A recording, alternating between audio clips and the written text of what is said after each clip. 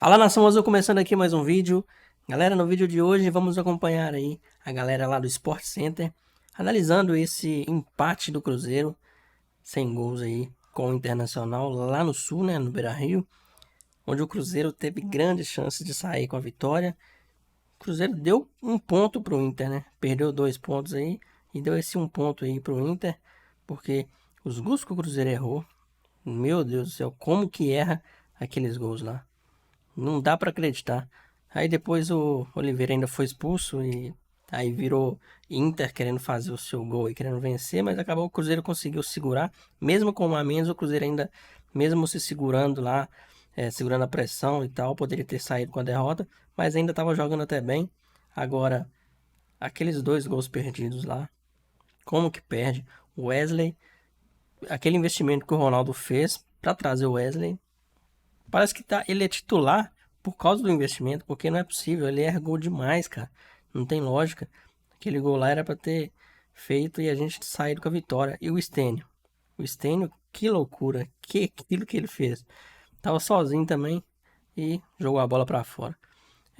O ataque do Cruzeiro não faz gol não. Até quando a gente ganhou, não foi a gente que fez o gol, que foi contra o São Paulo. Então, tá bem complicada a situação.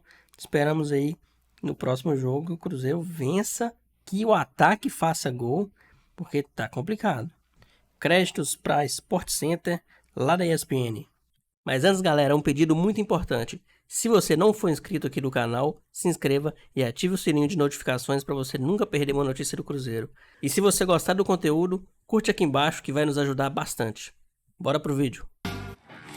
E a gente também começa mostrando os melhores momentos de Inter e Cruzeiro. O jogo acabou agora há pouco e terminou empatado em 0-0, Breno. O Cruzeiro teve boas oportunidades de sair com os 3 pontos do Beira-Rio. O Cruzeiro começa bem e aí se aproveita também de vacilos do Inter. Olha essa bola recuada pelo René. O John acaba errando, escorregando no domínio. O Wesley tem tudo para fazer o gol, resolve cortar o John, desperdiça uma grande oportunidade. Esse Cruzeiro do Pepa, que sempre se caracterizou por criar muito, gerar muito volume ofensivo, mas perder bastante oportunidades na cara do gol como essa do Wesley. O Pepa que até trocou o esquema hoje. Ele tira o centroavante de referência, já que Gilberto e Henrique Dourado não estavam funcionando, não estavam sendo efetivos. Bruno Rodrigues com muita movimentação e ele vai muito bem nessa abordagem, porque tira o Inter da zona de conforto, faz com que o Wanderson tenha que voltar para ajudar o René e isso fez com que o Cruzeiro fosse dominante em boa parte da partida em Porto Alegre. Merecia até um resultado melhor se tivesse aproveitado as oportunidades que criou. E do lado do Inter, o Mano manteve o esquema que funcionou bem na Libertadores, garantiu a classificação contra o Independiente Medellín, mas foi um Inter abaixo hoje, um Inter com rotação diferente e também condicionado pelo Cruzeiro, que de certa forma amassou o Inter em alguns momentos, colocou o Inter para trás e fez com que o time do Mano não tivesse muitas válvulas de escape na frente. Aí o Cruzeiro, mais uma vez, chegando com o Wesley, foi um primeiro tempo de mais finalizações e mais posse de bola do Cruzeiro no primeiro tempo, só que no segundo, o Cruzeiro acaba mantendo a ideia, o Pepa viu que funcionou, só que a expulsão do Oliveira prejudica o Cruzeiro, deixa o Cruzeiro com 1 a menos, e aí a falta, né, que no alemão, o árbitro até marcou pênalti no primeiro momento, foi revisado pelo VAR, mas aí com a revisão o Oliveira acaba levando o segundo amarelo, expulso.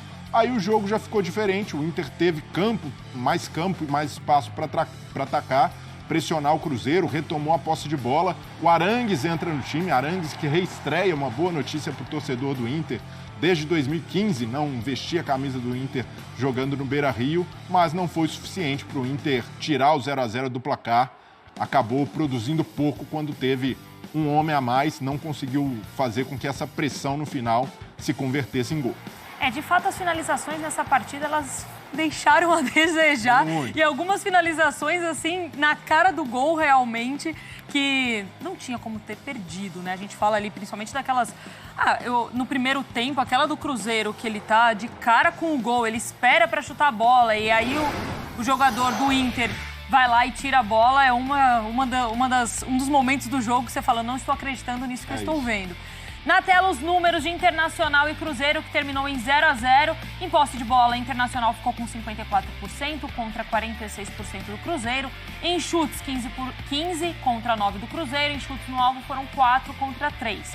Grandes chances, 5 contra 4. E ações na área rival, 32 ações para o Internacional e 13 para o Cruzeiro. Internacional ficando na frente em todos os itens que a gente coloca na tela, Brilha. Principalmente pelo segundo tempo, quando o Cruzeiro tem um homem a menos, o Oliveira é expulso, aí o Inter retoma esse controle, mas eu vi que foi um jogo abaixo do Inter. A gente já viu esse Inter do Mano, até mesmo pela amostragem do meio de semana, uma vitória com autoridade na Libertadores, jogar mais, ter mais volume, mas para mim foi muito mérito do Cruzeiro. O Pepa, com a mudança no esquema, colocando o Stênio pelo lado esquerdo, o Wesley do lado direito, muita velocidade e movimentação com o Bruno Rodrigues sendo essa referência móvel lá na frente, foi um esquema que funcionou e incomodou demais o Internacional.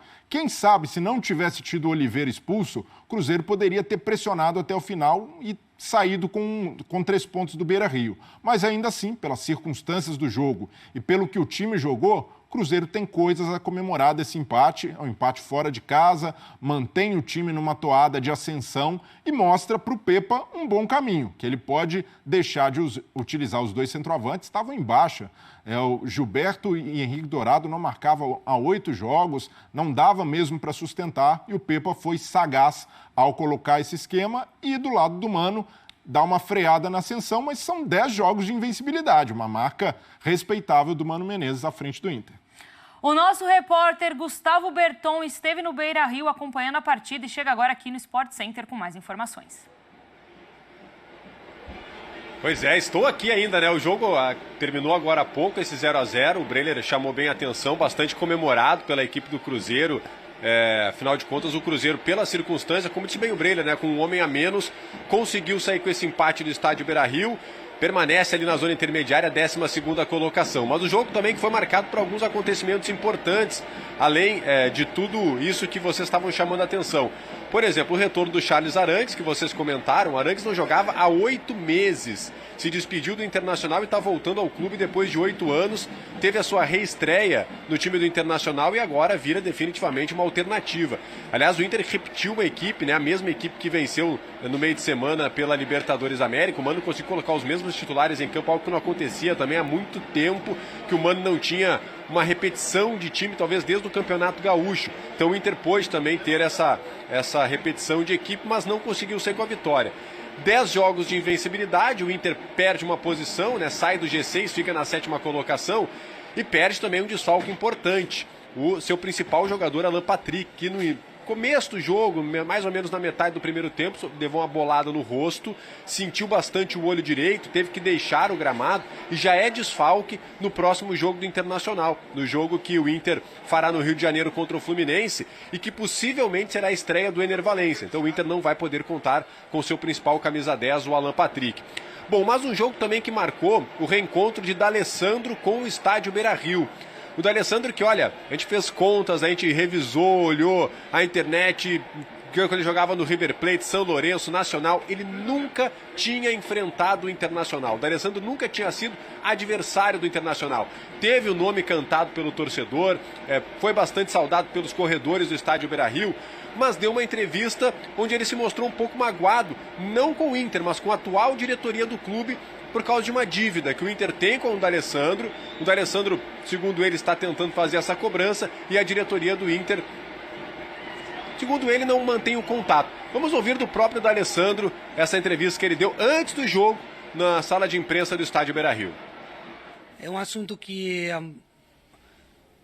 é antigo, que vem há 6, 7 anos e que vocês estão se dando conta que eu nunca externei, que não é a minha maneira de ser, não é a minha índole externar um assunto que era total sigilo.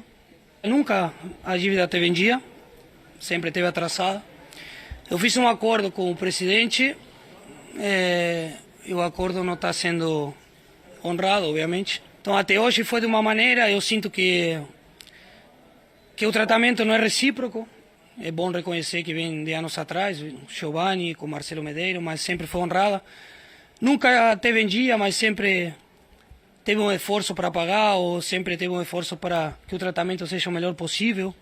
Diálogo, hoje não tem. Hoje tem pouca coisa, não tem diálogo, não tem tratamento.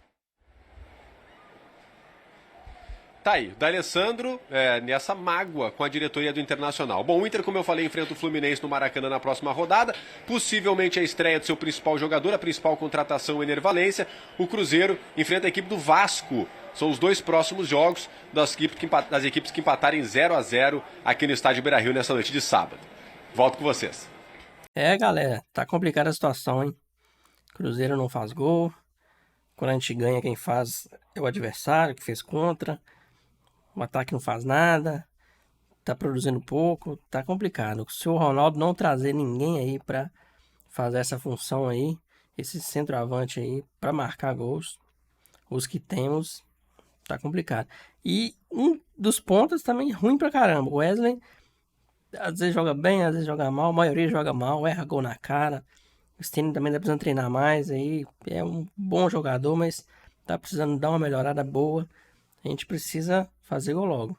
Ou então coloca o BR9 na frente pra marcar gol. Só que quem vai colocar a bola pra ele lá também, né? Então não adianta. Mas tem que fazer alguma coisa. Tem que coloca os meninos da base pra jogar. Faz alguma coisa. Mas do jeito que tá, contrata, né? Contrata. Do jeito que tá não dá não. Então é isso, galera. Um abração pra todo mundo. E até o próximo vídeo.